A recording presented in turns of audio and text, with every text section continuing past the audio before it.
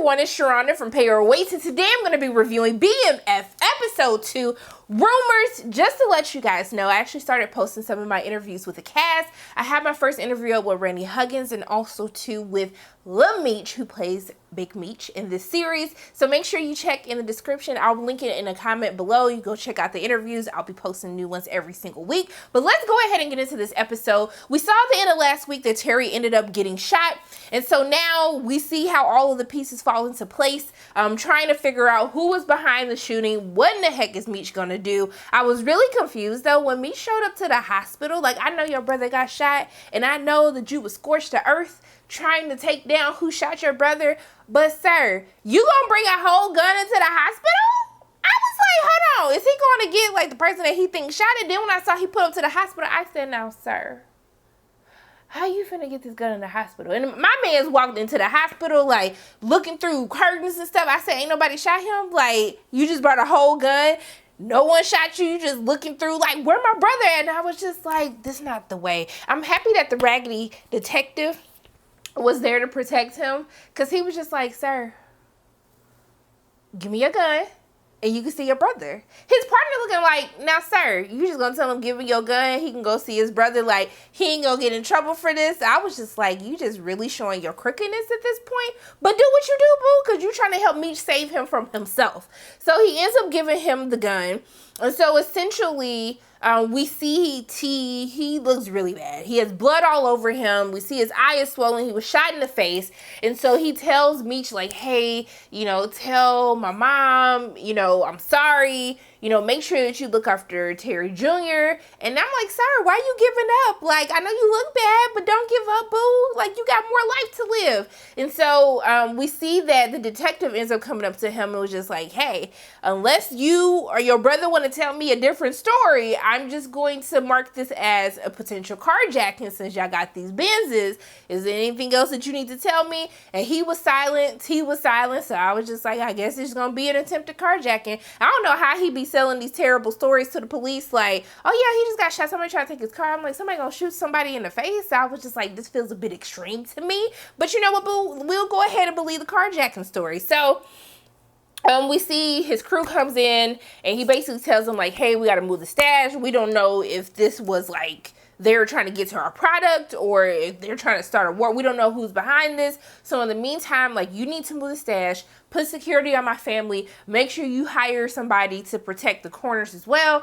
They always talking back, giving him lip. He was like, I don't care what you got to say to me. Didn't I just tell you what to do? Did anybody make it seem like this was like a democracy, that we was going to listen to your input? No, do what I told you to do. That's like, these kids just don't never listen. So we see that he rolls up on the dude who was talking all that smack in the first episode to T. He assumed that he had something to do with it. So, did y'all notice how his friend just ran away, though? I was like, now, sir, if I was him, I would have had to go fight my friend after I got my ass beat by Meech, because the way he just back, he was like, ooh, I'm not in this. I wasn't talking no smack. Let me go ahead and go home and save myself from this ass whooping. And so Meech ended up beating him down, but he said, hey, I had nothing to do with your brother. Yeah, we exchanged words, but I had nothing to do with shooting your brother. So he basically left him. But in the midst of all of this, we see that Kato and B. Mickle, they go to the new stash house, right? And so she was like, hey, you checked it out? He was like, yeah, everything cool. Ain't nobody in here. And so then this dude come up like, what y'all doing in my house? I'm going to say that gentleman who is probably addicted to crack cocaine, because you know I don't like calling people the C word. It just bothers me for some reason. So we're going to say that gentleman that is addicted to drugs, he like, what y'all doing in my house? And attacks Kato. And I was like, now sir, I know you ain't paying no mortgage, so you up in here like talking about you in my house. I'm sorry, can you show me your statements from the rent, the mortgage, something to help me understand how you feel that this is your house? So when he attacks Kato, then the bag of drugs just go up in the air. Then the dude got the contact high from getting all the powder in his face, and he was like, that's some good stuff. And I was just like, sir, just be quiet, okay? Just be quiet. Like, had the audacity to ask for more. But I was really confused because I was like, when B-Mick was basically like, hey, you know, I know you mixed with something else, like a girl that looked like you. And I was like, bitch, what? Just because she got long hair? And you know what? I'm happy that Kato checked him, because as I was saying that, she was like, why do I have to be mixed? Why can't I just be a black woman? Like, black women have long hair. Stop it. Just stop. I was just like, but on the other hand, just to play devil's advocate, you know, when I was in school, you know, they'd be like, yeah, like, I got Cherokee in me. And I was just like, do you really, though? Show me your ancestry. Show me your ancestry tree, okay? I was just like, I've been trying to meet them halfway. I can see both sides of it, but don't act like people back in the day, they weren't like, I got Cherokee in me. I was just like, baby, where? Show me, tell me. So now we see that, you know, this whole episode, B. Mick is just, the way he was licking his lips at her when she was like cleaning herself up, I was like, so can you just tell her that you want the draws? Because, like, you're not even trying to be subtle at this point. It's just a bit much. But Meech pops in and cursed both of them out. And then told Kato, like, why every time it's a mess happening, your name involved in it? You always in the middle of some mess happening. And now we have yet another stash house that is compromised. So you got to move the product again. And so B. Mick is basically like, hey, I'm going to take it to my mom's house. I was like, I know your mama didn't approve of this, but do what you got to do, boo. So essentially, he trying to take up for Kato. Really, it was his fault, though, because she asked him, like, did you make sure that nobody was in this house? And he said yes. So he really should have been the one getting cursed out for this one. But we see in the previews for next week's episode, we can't trust Kato, because I was like, what you talking to Lamar for? He the enemy. Like, haven't made sense for me. So we see that Meech, after he curses them out, he leaves. And so we see that he's having a conversation with T about it, you know, after they clean him up and he got out of surgery. And so essentially they're having a conversation, and, you know, the rumor is that J-Mo is the one, because Lamar planted this rumor to Slick, who told everybody in the hood. And so essentially they're saying that J-Mo is the person who put the hit out on T. But T was like, that just doesn't make any sense. Like, I feel like it's Lamar. And I was like, I think it's Lamar too, because he's a very petty individual. So I would definitely put my money that it's Lamar who's actually behind this, because you see, and I'll get into Lamar. Actually, we'll get into Lamar right now. We're going to pause. Let's go to Lamar Raggedy behind it. So we see that he goes up to the 12th Street Boys, goes up to J-Mo and Famel and Slick, and he basically takes them up on the offer that J-Mo gave him the last episode. Famel was like, nah, I don't trust this dude. Like, no, you shouldn't do this. But J-Mo didn't listen. He should have listened to him. And so essentially he ends up putting them on pickups with Slick. And so we see that Slick and Lamar actually go way back. And so Slick is like, what's your real game here? Because I know you're not out here trying to work for nobody. And so he said, I'm trying to build an army. So essentially he's trying to take over 12th Street from within, so he can be the person that's over, so he can have his army to really go after Meech and T. And so we see that Lamar is the one who starts the rumor telling Slick that J-Mo was the one who ordered the hit on T. And so that's how all of these rumors get started. All this craziness happens because of it. And so I think he's trying to start a war so he can take out J-Mo without having to get his hands dirty. And then, you know, he can take over as the leader.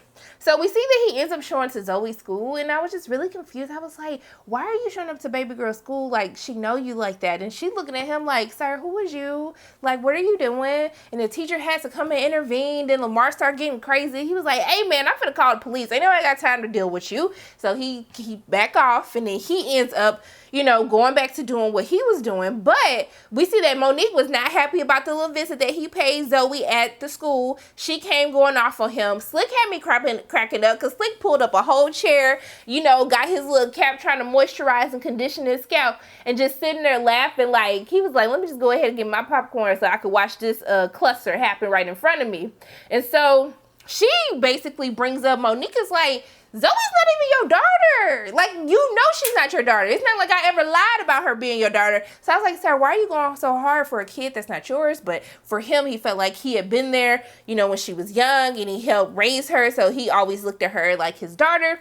And so then, you know, basically Slick was like, can y'all chill out? Like, I have neighbors. Y'all doing all this crazy mess up here. And she basically told him, like, I don't want you. She's like, Slick, you better talk some sense into his head. And then essentially he ended up screaming. I said, baby, what why are you screaming like this? And Slick was like, I have neighbors. And I was like, right though, but why are you screaming anyway, even if he didn't?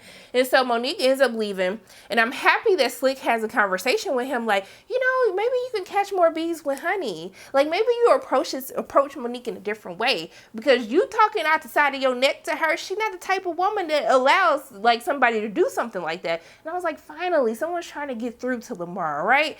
But Lamar, I know you're missing Monique, but you smashing somebody. First of all, shout out to Lamar for actually including like the thick black girls, okay? Because I was here for that. I was like, yes, girl, go ahead and get them cheeks clapped. Do what you need to do. But then I was like, but baby, you're better than this. You are better than this. You got your face. You got your face on that nasty floor that I know probably smell like piss. I know they probably not in there cleaning like that. Y'all didn't want to at least lay a garbage bag or like something on the floor. I was just like, baby, it ain't that serious. It did seem like Lamar was really putting in work on them cheeks. They was clapping. I mean, the church lady heard it. She had to shake her head like, I'm out here trying to be saved, and then I'm listening to someone's cheeks get clapped. And I was just like, I mean, he putting in that work. I ain't gonna lie. Lamar was putting in that work. My parents watching. I mean, it seemed like he was putting in work. I don't know what that would be like because I'm a virgin if they're watching. But I was just like, do better to both of you, because that was nasty. It was really nasty, okay? And then he talking about, she was like, see you next week. He was like, same place, different position. I said, no, not in the same place. Go at least go to the car. If y'all ain't got no money for no hotel room, then go to the car, baby. You better than that. So that's besides the point. So we see that, later in the episode, we see that, you know, he ends up writing his letter, and he gives these letters to Monique. It seems to have smooth things over. She's still kind of like, well, I'm not about to be smashing you. If you want a relationship with Zoe, do what you do. She say her prayers for you every night. So we saw that she reminded Zoe, like, make sure you say your prayers for your daddy. So I guess she gonna keep the lie going up. I was like, poor Zoe. Like, why y'all do Zoe like that? Tell her the truth one day. But we see that he ends up at the end of the episode, he ends up getting into a fight with Femel. And so essentially this solidifies basically Lamar was behind what happened to T in order to spread the rumor that it was J-Mo. And we saw when Slick and Lamar was having a conversation, and he said that Femel is a very loyal person after they were talking about how Meech had basically gave Femel a proposition to help get rid of J-Mo, and then basically they can make money together, but Femel wasn't having it. And that's when Slick reminded Lamar he is like loyal to him. He's a day one ride or die. Like, he will not leave J-Mo's side. And so because J-Mo, what happened to him, we see that Lamar knows that he needs to take out Femel, and so he ends up beating him to death. He threw him in the dang on dumpster. I don't know if the man alive or not, but I was like, why y'all playing gospel music? Somebody getting a behind beat. I was like, y'all, come on now. I know it's Sunday, but I don't think this was the musical. I don't think this was the right A and B selection for him getting his behind beat. But y'all do you. You do you. That's your business. But I'm just saying, I was sitting here like, now y'all know y'all shouldn't have been playing this music right now. But that's all that happened with Crazy Lamar. I know I can't trust him, and I don't know what the heck Kato got going on with him, but they both trash to me now. So we see that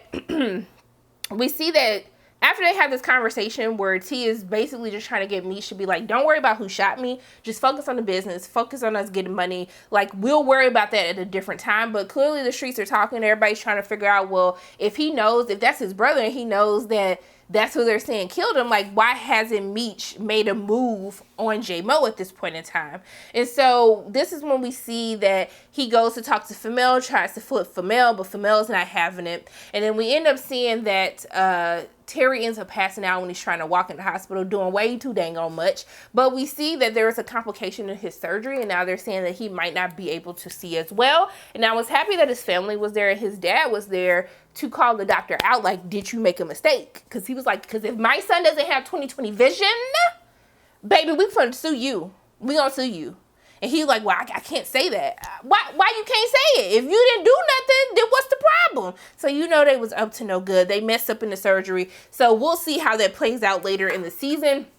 But all of this is causing a huge commotion because on the streets, because the hired goons, like they already said, they're not reliable. But even some of the people, the 50 boys, are just like, hey, if he hasn't made a move on someone who's supposedly tried to take out his brother, then how is he gonna protect us? And so Mick is trying to, like, you know, get them to chill out for a moment, but Kato was there to actually talk some sense into them, and he was like, look at that teamwork. And I was like, I don't know if it's really teamwork, because she really saved your ass, but it is what it is, if that's what you want to call it. Teamwork makes the dream work. But we see that Big Mickey ends up going to the hospital to talk to Meech about what's been happening, all of the rumors that have been going on, what people have been saying. And he started talking on the side of his neck, like, you need to go ahead and kill J-Mo. Like, I don't know what you waiting on. And he was like, it's always like trigger happy dudes like you that get people caught up. And so I guess it's kind of foreshadowing like what happens towards the end of the episode. And so he basically curses them out again, because these kids don't be listening.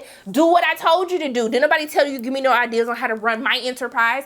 Do what I told you to do. Bye-bye. And so essentially we see that he ends up having to go and get Nicole. Nikki didn't, I don't know what Nikki was doing. He had to pick Nikki up. Nikki tried to get out of the car in the middle of the highway. It made me think of something my brothers did before, because they just, I'm gonna say a prayer for my older brothers. But she tries to get out in the middle of the highway. He pulls off like, what is wrong with you? And then Nikki's like, I'm tired of being the invisible one in the family. Like, you got all this stuff going on. I have to keep lying to my parents, talking about to have them believe that Terry isn't selling drugs with you. It's too much, and I'm tired of being ignored. And so I'm happy that he has a discussion with his sister, letting him know, like, he cares about her. He always has her back. Gives her money for her field trip. I said, baby, can y'all show this field trip? Because the way Nikki been going on about this field trip since the first episode, where are y'all going? Like, are y'all on an all expense paid vacation? Like, what is happening on this field trip? But she's very excited about it. So I was happy that they made things up between them. But we see that Charles is having a hard conversation with Lucille, and he's basically just like, you have to let Meech go. Like, you have been giving him chance after chance, holding out hope that he's going to leave this lifestyle, and he isn't.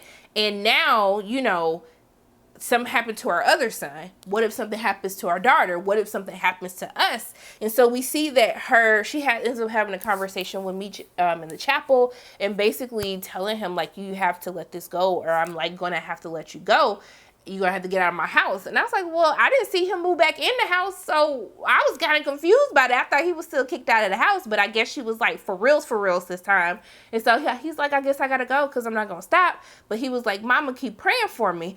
I was like, whew, I know that had to hurt her, and I know that has to hurt to have to lose a child, but I love that conversation, just a dialogue between her and her husband. You know, it's nothing like a woman, the faith that she has in her children. Like, you want a better life for your kids. And we see how much, you know, Charles wants a better life for Terry. You know, he's kind of giving up hope on Meech. Like, you know, they tried to lead him down the right path, and he's like, we've never used drugs. So the fact that they're even in this predicament, like, we God-fearing people, like, what is going to happen? Like, how did this happen? So we have to just accept that this has nothing to do with us, and he made his choice, and he needs to walk his own path, but we can't walk that path with him, because that path is now too dangerous. And so we see that Wanda ends up having the same type of conversation with T after he wakes up from his other surgery, and she's telling him, like, I'm scared. Like, you almost died. Like, what if they would have got me? What if they would have got our son? And so he was just like, I'm scared too, but I love what I do. I'm not going to stop. And he was just like, I need you to just be there with me. And so everyone's just having these tough conversations, because it's kind of like, you know, it's all fun and games because you care about that person, you love that person, and you're receiving these benefits of what they do. But when things start to get dangerous, then things start to get very real, and you have to really check yourself, like, is it worth it to have this money? Is it worth it to have all these expensive things if we're going to be looking over the back of our shoulders, you know, every time something happens?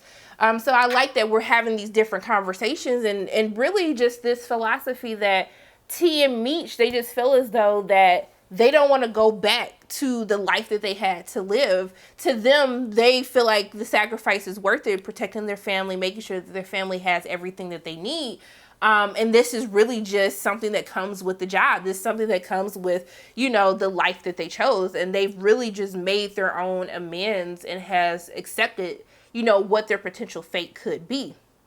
And so we see that, we see later in the episode that the cop, Raggedy Cop, ended up bringing J-Mo to Meech. And so Meech is basically beating him like, Did you try to put a hit out on my brother? J-Mo got like, it wasn't me, man, it wasn't me. And then I guess B. Mickey got tired of him doing all this crying and whining, so he shot him. And I was just like, bruh, did you not hear the cops say, like, bring him back alive? Like, do what you need to do, but he needs to be alive. And so he basically, Meech ends up threatening B. Mickey. He's like, it's all right, dude, I'm gonna tell him that it was you. And I'm like, but baby, see, you looking just right in front of you, and Meech has a vision. He's like 10 steps ahead, and you're not with him right now. So I was just like, you gonna have to get rid of B Mick, because he out of control. I don't know what's going on, but it was just too much. But we see, B Mick tried to shoot a shot again at Kato when he came back to the house. And she was basically like, baby, I'm not going to give you the draws, okay? I know you've been trying, you've been licking your lips, you've been making all these comments. I'm not giving you the draws. But then 2 seconds later, actually pause. Because when he said, can we clothes burn instead? I haven't heard clothes burning in a very, very long time. That took me back. My parents watch it, I wasn't clothes burning because I was a good child. I was out here telling my friends, don't be out here clothes burning. But clothes burn, that took me back. That took me back when he said clothes burn. They got a chuckle out of me. But then she was like, hey, can you go get some vodka? I said, bitch, didn't you just say you weren't gonna give him the draws, and now you giving him the draws? So I was just, okay, go ahead and get your cheeks clapped too. I guess she must have heard Lamar putting in work over at the little burger spot. So I was just like, pray for these kids. So I think that's pretty much everything that happened. We see everything basically falls into place with Lamar's plan. So I'm assuming Lamar is going to make sure that he takes lead of 12th Street. I don't know how Femel's going to play into this, because I don't know if he's alive or dead, and if he's going to figure out what actually happened, and when will Terry and when will Meech figure out that it was actually Lamar who was behind this, and they got the wrong person. And what are the cops gonna do, because he told them to bring J-Mo back alive? So I don't know what implications that's gonna have for him as well.